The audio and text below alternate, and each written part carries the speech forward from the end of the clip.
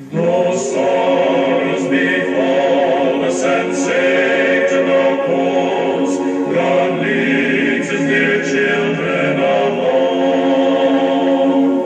Through grace we can conquer, defeat all our foes. God leads his dear children along. Amen. Praise God. Praise God. Welcome.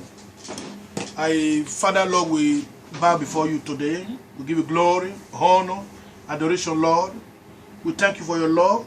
We thank you for your mercy. We thank you for your grace.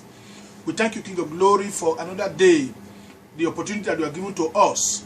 For, as I know, for us to be alive is for a purpose, and that purpose is in your hand, and that you plan for our lives, that we, oh God, might bring glory and honor to your name, that we might bear fruit and bring glory to your name and blessing to us.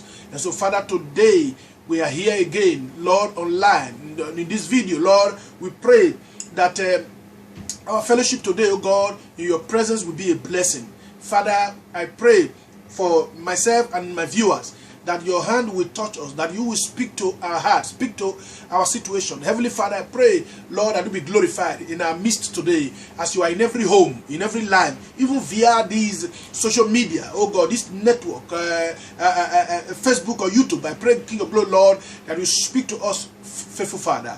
Lord, this morning I've prayed for people that were already in physical church in some other part of the world, and even right now or later today. And I also pray for everyone that will be online. King of Glory, I pray that your name alone should be the reason for our meeting, should be the reason for our gathering. Father, speak through us, speak to us, bless us, oh God. Thank you, Heavenly Father. Thank you for these families, for these homes that are already connected right now, and those who are yet to connect. I pray, oh God, that the Holy Spirit will take over. Let it not be for our will, but your will.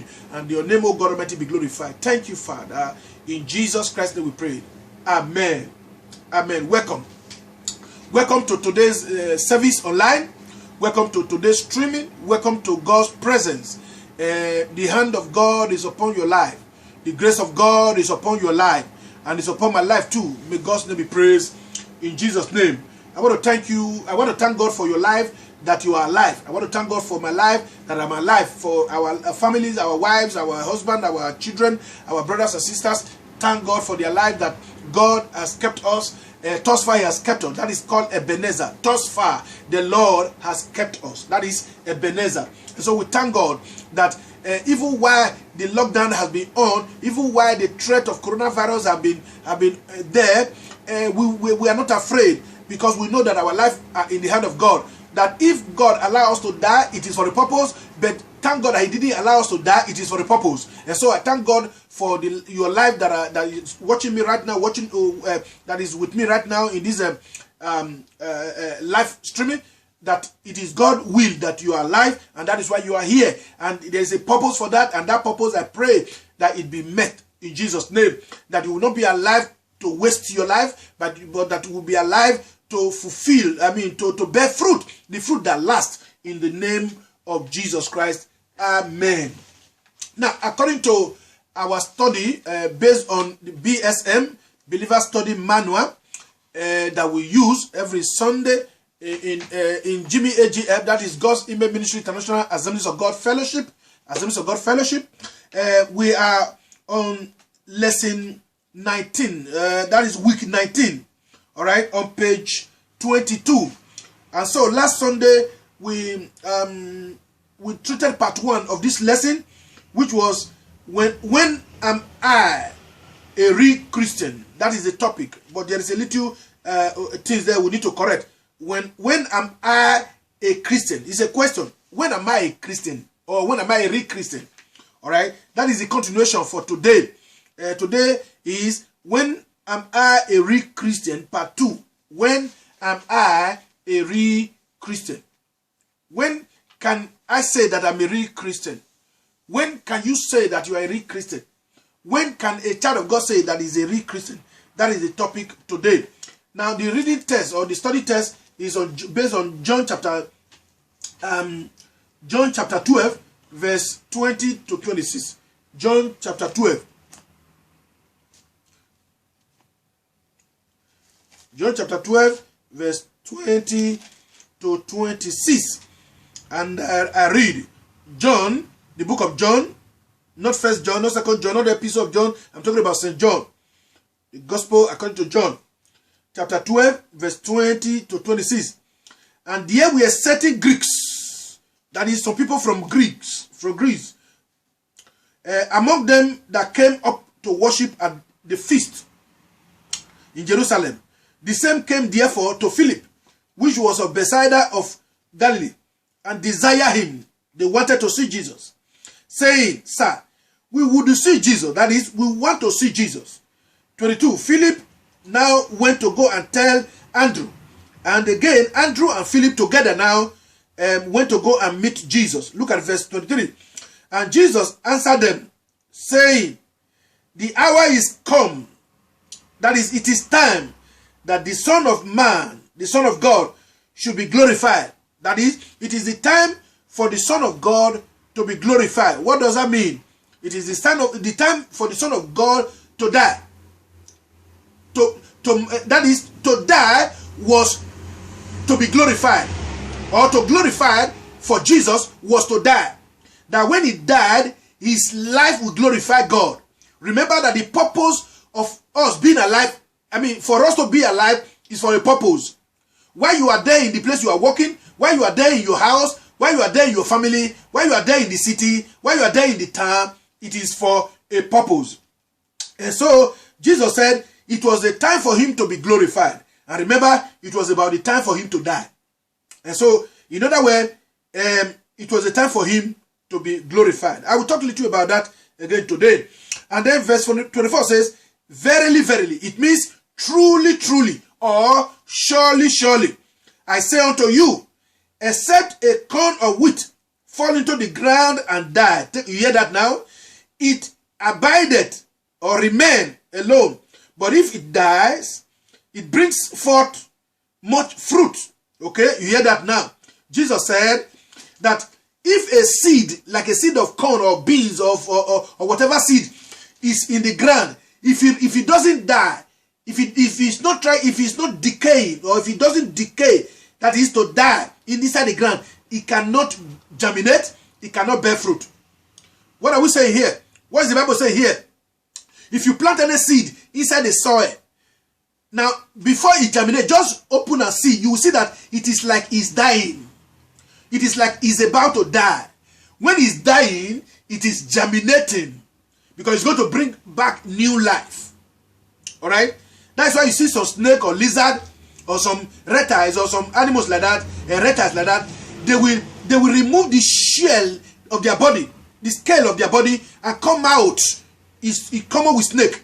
It's also common with some kind of lizard. So they will remove the scale of their body, come out, and the scale will be there. Now the body dies, the soul doesn't die, but the body dies, and then they come out of the body with a new one, and they become fresh, like a baby, like a young, like a very fresh, fresh body. They come out. You see the snake that come out of the shell become very new in his body. And so also lizard or any other animal that comes out like that always do that type of thing. So it's just like a tree that share its leaves. You see, sometimes when we are getting close to winter or so, during summer, when summer is about to finish, you will see all the dry, especially in Europe here, you will see many trees will die. Their leaves will dry up, and then their leaves will begin to fall away, and then all of the leaves will begin to fall. And when you look at a environment where you have trees, many trees in Europe, it is like a bush or a forest where you put fire. So when you put fire in a forest, the whole leaves will be burnt, and everywhere will be full of ashes, or every leaf will fall off, and it will be free to, you can see far distance from them. And so you may think that they all died. Yes, it died in a way, but the soul didn't die. So it will come back again. Now, if you go out here in Europe now, or any part of the world where trees used to share their leaves, where all the leaves used to fall off, like in Africa, rubber trees, used to do that. There's a time they will fall away. Everything, every of their leaves will dry and fall away. Then it will be empty. It is like it's dead. But very soon, it start coming back again. It's a time of resurrection. Just like this period that we are in now. During the time of Jesus' death and resurrection, many of the leaves fall down and die. And so, during the time of Jesus' resurrection, many of the leaves start sprouting, start growing up again. It's called regeneration, resurrection. And so, that is what Jesus said here. That except a grain, a seed of corn or beans or of any other seed fall into the ground and die, it will not bear fruit. It has to die first to bear fruit. Oh God, help us. And the verse 25 says, he that loves his life shall lose it, and he that hated or hates his life in this world shall keep it unto life eternal. 26. If any man serve me, that is what Jesus is saying. If any man serve me, let him follow me. Jesus is the one talking here. And he said, where I am, there shall also my servant be. If any man serve me, him will my Father honor. Oh God, bless your word today in our heart. Bless your word today in our lives. In Jesus' name. And children of God say, amen. Amen. May God bless his word in our lives. Glory to God. Now, people of God, as I said before, when I was introducing this lesson, that the lesson topic says, when am I a real Christian?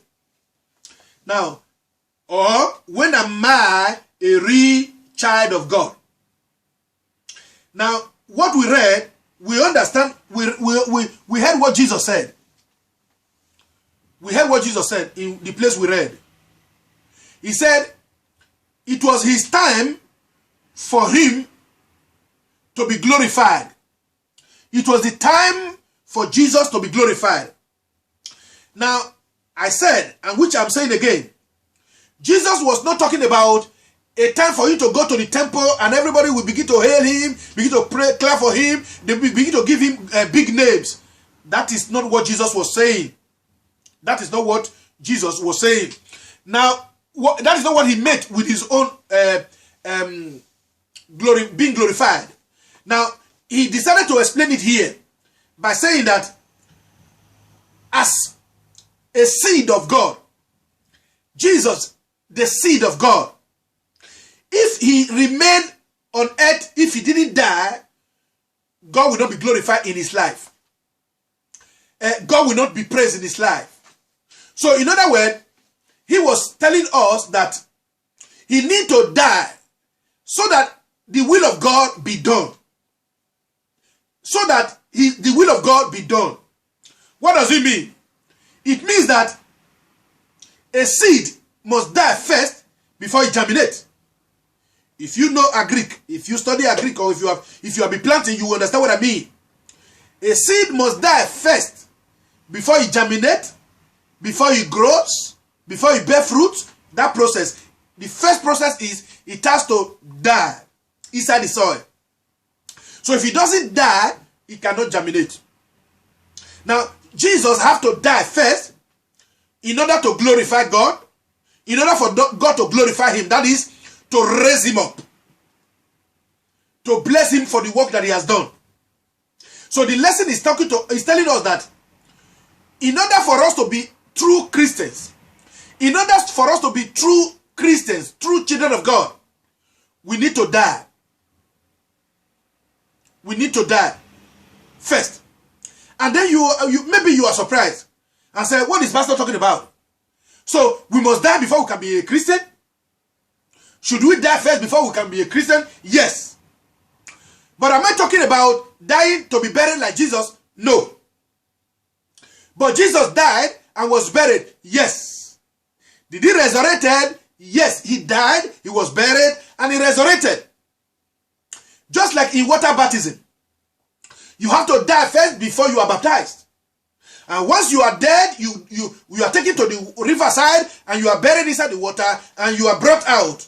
And so by so doing, you come back with a new life, a fresh life. When you are buried or baptized inside the water, when you come out, your body will be cold, will be fresh because there's water in your body.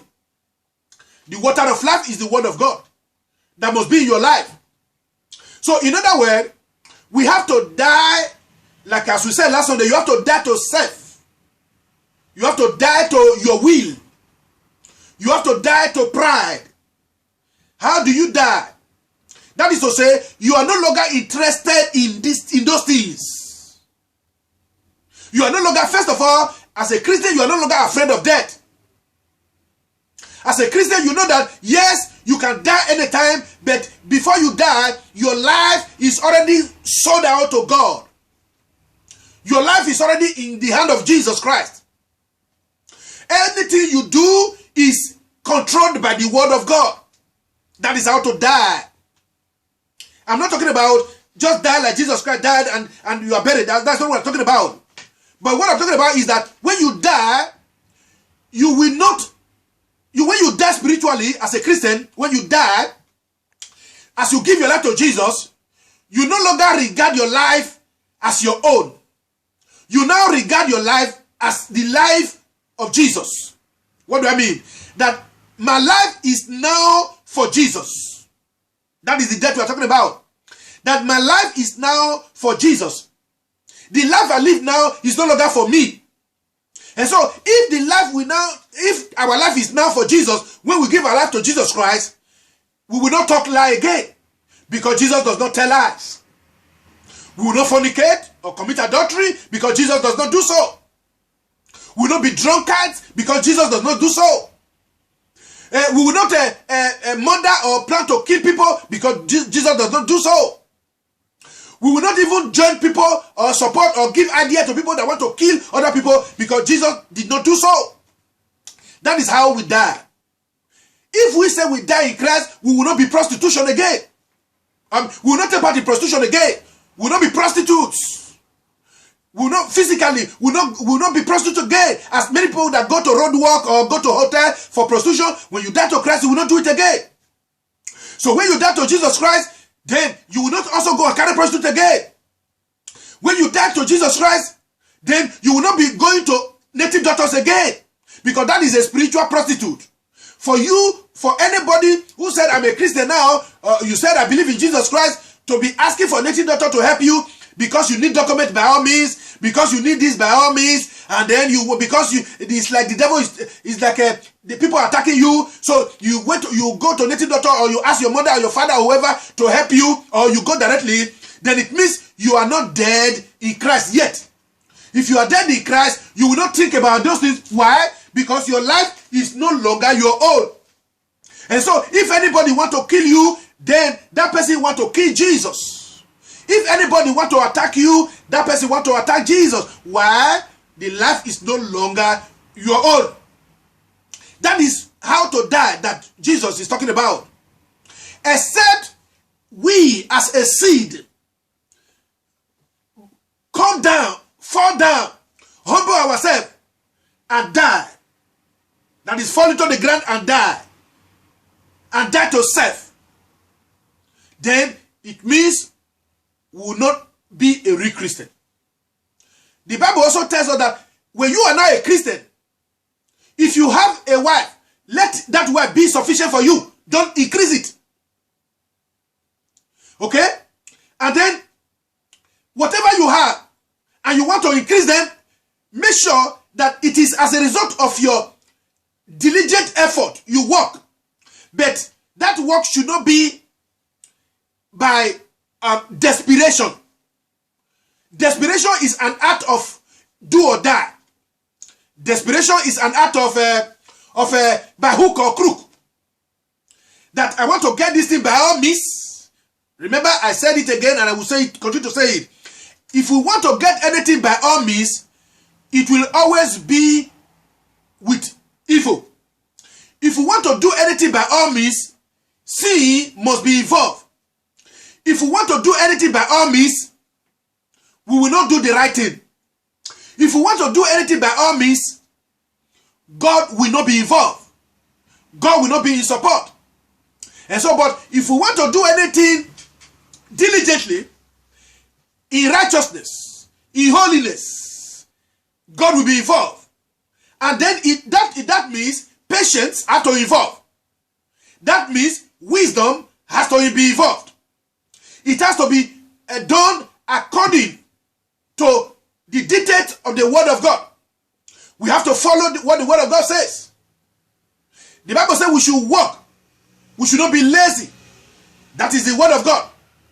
But because the Bible says we should walk and not be lazy, then you cannot go and be a prostitute because you say it's work. Prostitution is not working. To go and do 419 and dupe people is not work. That is not of God.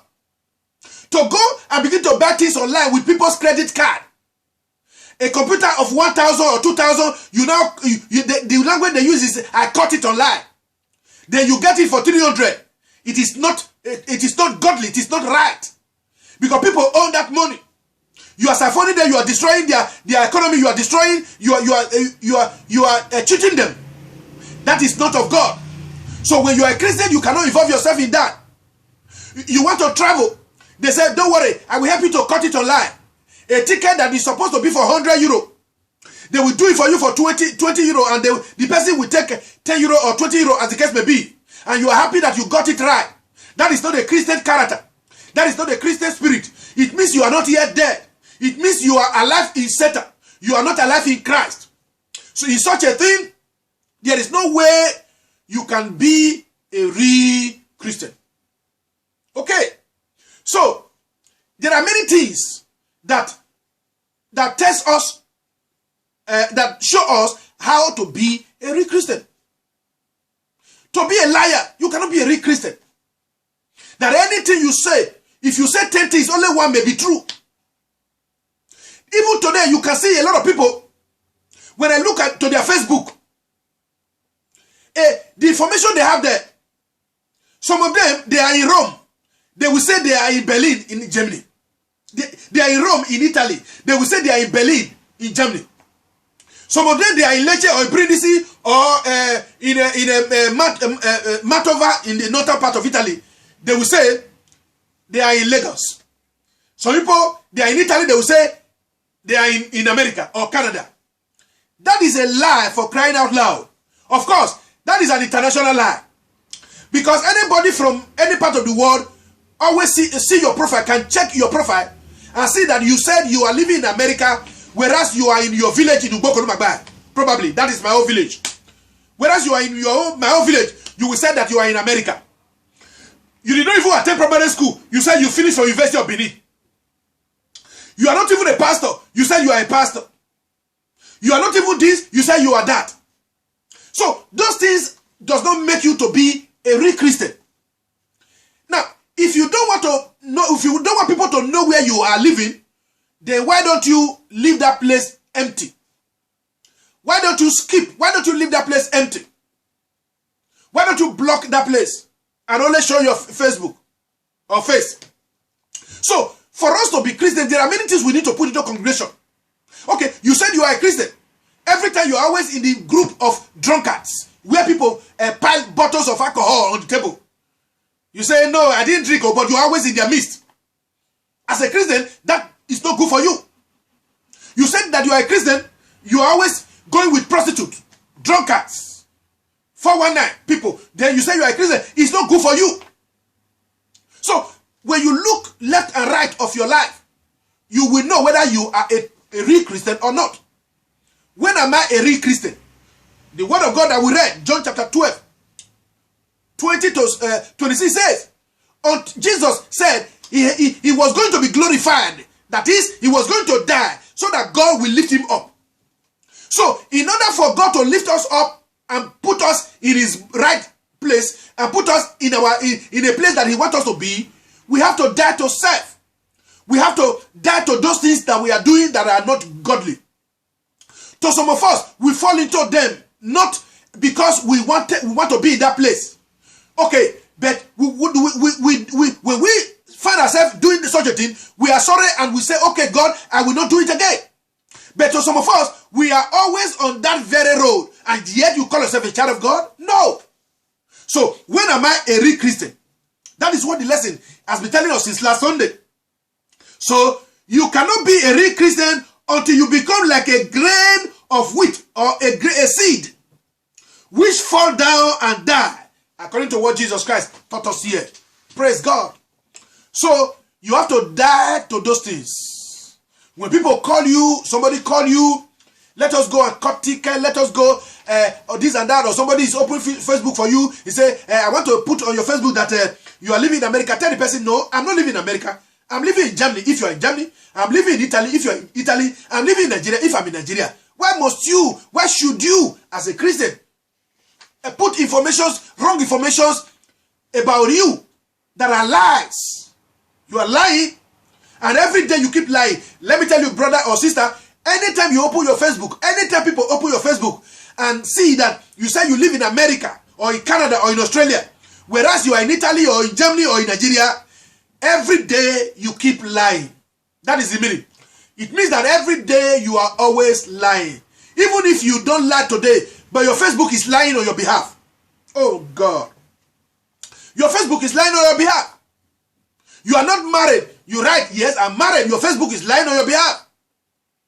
And then a lot of things that most of us do. I pray that God help us. I am not saying that I'm perfect.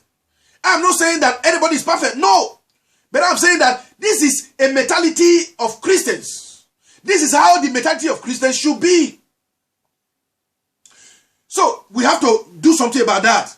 We have to repent and tell God to help us. That is what Jesus said. If you are not dead to your flesh, to yourself, then it means you cannot bear good fruit. You cannot bear fruit, or even fruit, good fruit. God help us in Jesus' name. Now, he says, anybody that hate themselves in this world, we have eternal life. But anybody that loves themselves in this world will lose their life, or will be people who have lost their life. How do you love yourself, hate yourself in this world? That is to say, the things that are not godly, you tell yourself that I will not do them. So the people of the world may tell you, oh, you are not enjoying your life, you don't want to enjoy your life. Enjoy your life, oh. Those things is like you love yourself if you are doing them. But when you reject them, it is like you hate yourself. But in reality, you love yourself. If you love yourself, when doctor give you tablets when you are sick, you will take it when the doctor asks you to do so. If it is 3 times a day, morning, afternoon, evening, you will do so. It means you love your life, you want to be alive. And so, if we also love our life, and we want God, we want to live our life in God, then we must take the medicine that God has given to us. The medicine is the word of God. And that is what we are hearing now. I pray that God help us in the name of Jesus Christ. I pray that God help us so that we will always be on the path of truth, on the path of life. Amen. Hallelujah. Praise God. So, the second point here is, you cannot be a real Christian until you know that everything on earth is vanity.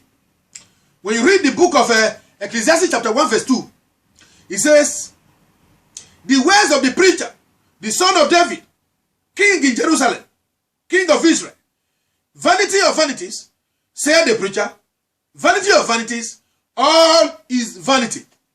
Everything on earth is vanity. Everything on earth is vanity.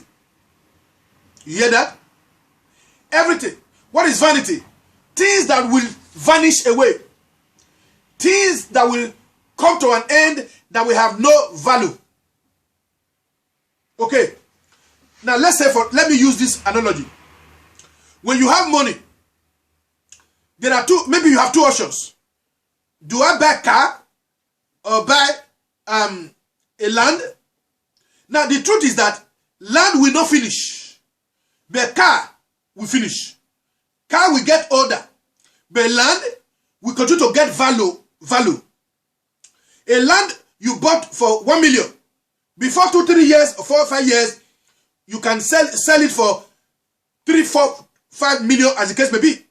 But a car you bought for 1 million today, 2, 3, 4, 5 years, that car can be sold for 500,000. Hear it. Even the car you bought this morning, new one, if you want to sell it to me this evening, you bought it 1 million this morning. If you want to sell it to me this evening, I will not buy it for 1 million again. The price has reduced. Now, you see to that.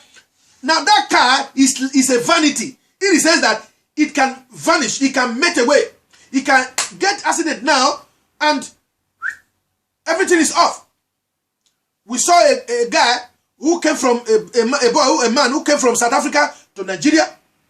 And then he was driving in Lagos. I think it's a car belonging to his sister or so. Driving in Abuja.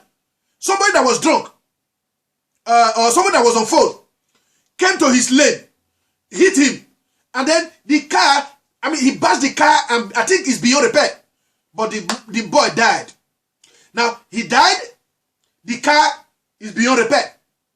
Now, if it was land of his sister that he planted cassava, for instance, maybe the cassava, nobody buy it, or a grass cutter ate it, but the land will still be there. You see this analogy? You see this explanation? So, I'm talking about value. Value system. Things that the way we need to value things of this world. That we need to value our life in God more than we value our life in whatever we want to have. Okay? Now, let me give an example again. The other day I said it that these days, before you can get a virgin, a girl that is a virgin, is very difficult. Before you can get a boy that is a virgin, it's very difficult. Now, what is trending in the world today is that even many Christians, many churches today, is that a boy will say, before I will marry you, I have to test you first, so that I know whether you are good on bed or in bed. That is not a Christian way of life. That is not a Christian value. A Christian value is remain a virgin. When somebody wants to marry you, propose to you, it's your life partner. It's not your boyfriend, but it's your life partner. Okay? It's your proposer. Then after marriage, you go on and have sex 1 million times a day as you want. It is no longer a sin. It is called holy because it's a holy matrimony.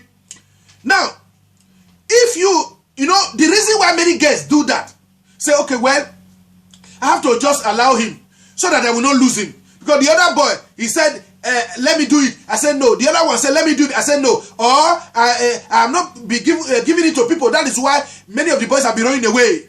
So that I will not lose this boy, and you do it. Now, when you do it, you have lost your position in God.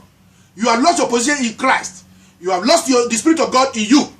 Now, to that boy, you may be good now. But in most cases, many boys that do so will always reject the girls. But even if the boy eventually marry you, in the sight of God, you have ruined your dignity. And so your value has been devalued. So, you see to that is not also a good thing. So, what are we trying to say is that, as children of God, if we, because we want to enjoy this, because we want to enjoy that, do things, we will regret it. But if we say, okay, let me not enjoy that, but let me follow the way of God, you will enjoy the things that the devil wanted to give you first. You will enjoy it in a better way. Because you will have the peace of God with you. Because you will have the Spirit of God with you. Can a child of God say amen? So, that is some of the analogy I have to make here. God helping us. So the second point today, which is point 4, is that you cannot be a real Christian until you know that everything on earth is vanity. A real Christian will always know that nothing on earth is permanent. The only thing that is permanent is your soul, not even your body. Hey, this body is not permanent because it will die. Okay? Or, as I used to say, that it will take part in rapture or resurrection. But even if we are going to take part in rapture, even if Jesus come and meet us physically before we follow him, this body, the Bible says, it will in a twinkling of an eye, it shall be changed. In other words, this very body cannot go to heaven. So, when we want to enjoy everything in our body, it is a risk, because this body will not enter heaven. The body that will enter heaven is called a celestial body. The body that is called immortal. The body that cannot die. This body is called mortal because it can die. When you say mortal man, that is human being that can die. So, as children of God, we must always we must always try to understand that everything in life is vanity. And so we have to try to make sure that we do those things that are of heavenly value. Because he said our citizenship is in heaven, in the kingdom of God. Our citizenship is in the kingdom of God. So we are not citizens of this earth, because this earth has no continuity. This world will end, but the kingdom of God will never end, and our soul will never end. Either after death he go to hellfire, or after death he go to paradise, before we will now be translated to God's kingdom, heaven. Because of that, when we look at many things, we think of, hey, let me do what God asked me to do. Let me try to be on the right path. Even though as a human being, sometimes we fall, sometimes we disappoint God. But we must always be mindful of doing the right thing. We must always be mindful of pleasing God with our lives, with our body, with our everything about us, even with our money, even with our work, even with our family, even with the group we follow. We must always be mindful of how will God see me, or how is God seeing me. So, that is when you are a real Christian. A real Christian is controlled by the word of God. A real Christian is controlled by the Spirit of God. So, the way we live every day should be what the word of God mirror to us. God help us. Thank God for this lesson. Hallelujah. So, another point here is point 5, because this lesson today is begin from point 3, point 4, and point 5. Because we have treated the last Sunday point 1 and 2. So point 5 here says, you cannot be a real Christian until you stop looking at life the way others look at it. You understand that? We have to stop looking at life the way other people look at it. I mean, unbelievers especially. Or those people who are still looking at life as if this is a permanent place. So we have to look at life as with the eye of God, that this is not a permanent place. This place will come to an end. Or I will die. If I die, where will I go? If I do not dress my bed well, how will I lie on it? If I lie on it, whatever I see, I take. But if I dress my bed well, when I lie on it, it will be comfortable for my body. That is to say, when we plan for God's kingdom, we will enjoy God's kingdom. But if we do not plan for God's kingdom with our life, how are we going to enjoy God's kingdom? So that is the word of God. I pray that God help us to understand this in Jesus' name. Now, in 1 Samuel chapter 16, verse 7, the word of God says, the words of, he said, but the Lord said unto Samuel, look not on his countenance, that is on his physical look, or on the height, how height or tall that person may be. Don't look at his height or stature, because I have refused him. For the Lord seeth not as man seeth, for man looks on the outward appearance, but the Lord looks unto the heart. Okay? God looks unto the heart. When God was sent prophet Samuel to go and anoint somebody in place of King Saul, when he saw him, he looked at him, look Look at this small boy. Look at it. You know, God said, look, don't look at his stature, even though he is a small person. Even though he's small in stature. Okay? May God help us in Jesus' name. God has rejected Saul. But now he want to appoint, he want to anoint a king to replace him. May God help us in Jesus' name. So God is saying we should not look at the physical part. We should look at the inward part. Now what does it mean? It means that God, according to what the Bible says here, he said, I the Lord sees the heart. I look at the heart. While you human being look at the body. When you look at me and say, oh, this pastor fine, oh, or look at somebody and say, ah, that man fine, oh, or look at me and say, this pastor very ugly, or you look at the other person and say, that man very ugly. That is the way we look at. But God doesn't look at the physical ugliness. He look at the beauty of the heart or the ugliness of the heart. What is ugliness of the heart? The character of the heart that does not portray godliness. All right, the character of the heart that does not have the life of God in that life. Hear it. Somebody may be charismatic, very vibrant, but God doesn't look at that. He look at is your character or in order. So your charismatic spirit or somebody that is very vibrant, very social, may take you to somewhere, but will your character sustain you? A bad character will not sustain you, but a good character will sustain you. And so, when am I a real Christian? Until I stop looking at things the way the world look at it. Not the way people see things. When you see Facebook today, social media, look at how people are shining themselves. They call it photoshopping and then slaying, as the case may be.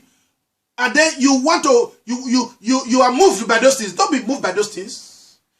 The Bible says, fret not because of the works or because of the evildoers. Do not fret. Do not worry yourself because of the way sinners do things. Because of the ungodly way people do things. No. Look at the way God wants us to do them. God help us. Hallelujah. Amen. So,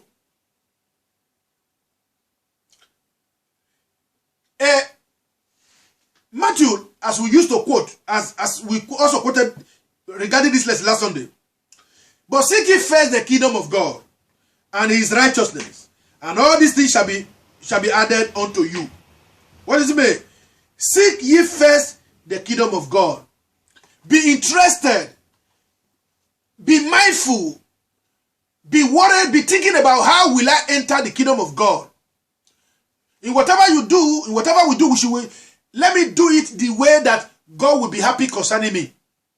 Let me do it the way that the Bible wants me to do it. The word of God wants me to do it. Let me do it in the way that I will not bring shame to God, reproach to God. Let me do it in a way that I will have peace in my heart, because the Spirit of God is bearing me witness that I am doing the right thing. That is how Christians ought to do these things. I pray that God will help us to understand this lesson, because it is very essential. Now, conclusively, let me read 1 Peter chapter 2. 1 Peter chapter 2.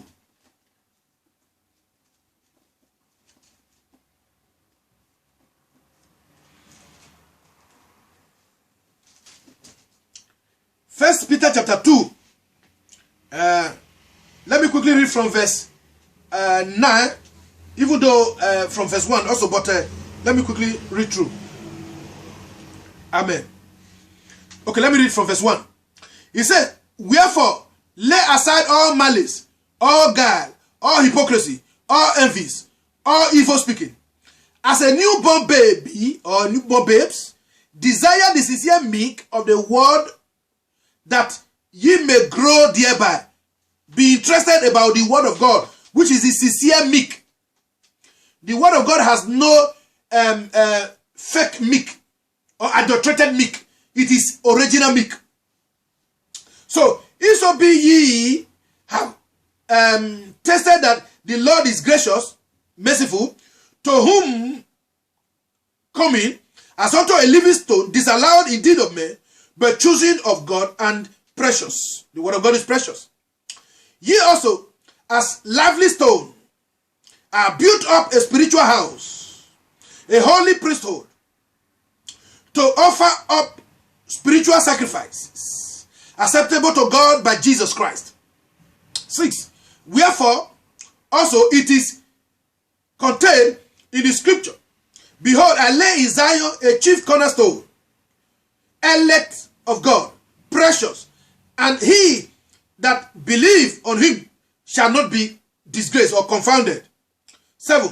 Unto you, therefore, which believe, he is precious, but unto them which do not believe or disbelieve, the stone which the builders disallowed or rejected, the same is made the head of the cornerstone. 8. And a stone of stumbling, they fall by it. A rock of offense, they don't understand, so they are confused. Even to them which stumble at the word, being disobedient, whereunto also they were appointed. Now verse 9. But you or ye are a chosen generation, a royal priesthood, a holy nation, a peculiar people, special people, that ye should shew forth the praises of him who had called you out of darkness into his marvelous light. 10. Which in time past ye were not a people, but are now the people of God, which have not obtained mercy, but have now obtained mercy. Hallelujah. Dearly beloved, I beseech you as strangers and pilgrims, foreigners in this world, abstain from fleshly lust, which war against the soul, having your conversation honest among people, sincere among people, that whereas they speak against you as evildoers, they may by your good works, which they shall behold, which they shall see, glorify God in the day of visitation concerning you. 13. Therefore submit yourselves to every rule or every law of God, every law of man, every ordinance of man, for the sake of the Lord, whether it be to the king or to a supreme. Okay. 14. Or unto governors, as unto them that are sent by him for the punishment of evildoers and for the praise of them that do well. 15. For so is the will of God, that with well doing ye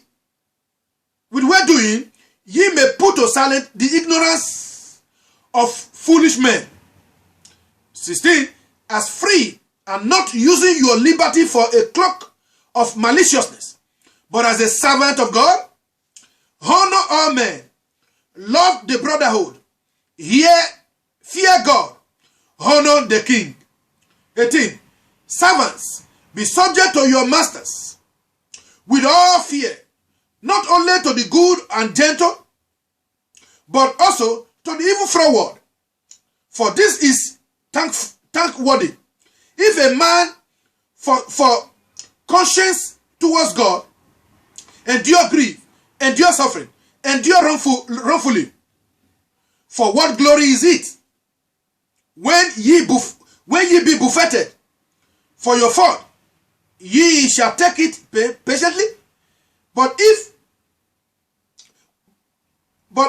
when ye do well and suffer for it, ye take it patiently, this is acceptable before God. 21. For even hereunto were ye called, because Christ also suffered for us, leaving us an example, that ye should follow his steps, who did not sin, neither was guile found in his mouth, who when he was reviled not again. When he suffered, he threatened not, but committed himself to him that purgeth righteously. Hallelujah. Verse 24. Who his own self bare our sins in his own in his own body on the tree, on the cross, that we, being dead to sins, should live unto righteousness, by whose stripes ye were healed. The last, 25, ye were as sheep going astray, but are now returned unto the shepherd, the bishop of our souls. May God bless his word into our hearts, in Jesus' name. Amen. All right, brethren, you hear that? Now, you can read it on your own after this time out, and you will understand what the word of God is trying to tell us here. I bless the name of the Lord for this lesson today. The topic, once again, is when am I a real Christian? Part 2. When am I a real Christian? You are a real Christian when you die to self. When you now live in righteousness. When you now speak the truth. Live a life of truth. When you now also know that everything in this world is vanity. When you now also look at things with the eye of God, with the eye of the Bible, not with the eye of the world, not with the eye of your parents who didn't know God, or the eye of people who didn't know God. No. Not with the eye of the Lord of government that is outside of the will of God, but the eye of the word of God, the eye of Jesus Christ. May God bless his word into our heart in Jesus' name. So, as we pray, we will now wait, because we are going to listen to some hymns and then also music. They will now turn to a second session. Father, thank you today. All glory, all honor, all adoration be ascribed unto you forever and ever. In our lives, O God, may you be praised, may you be glorified. Father, we have heard your word, and many a time like this, when we hear your word, it pricks our heart, because we know in one way or the other, we are at fault, we are guilty. But Lord, we will not run away from you. We want to come to you, because only you can wash our sins. Only you can wash our life. Only you can make us clean and make us rich children of God. And so, Father, when we ask for your light, and you lit your light in our life, by reason of your word, Father, we will continue to live in the light, not in darkness. Help us, O God, even as we have heard your word today. May you, O God, alone be glorified. Thank you, faithful Redeemer. In Jesus Christ's name we have prayed. Amen. And children of God say amen. Amen. Hallelujah. Hallelujah. Amen. Some through the waters, some through the flood, some through the fire, but through the blood, some through great sorrow, but God gives a song in the night season.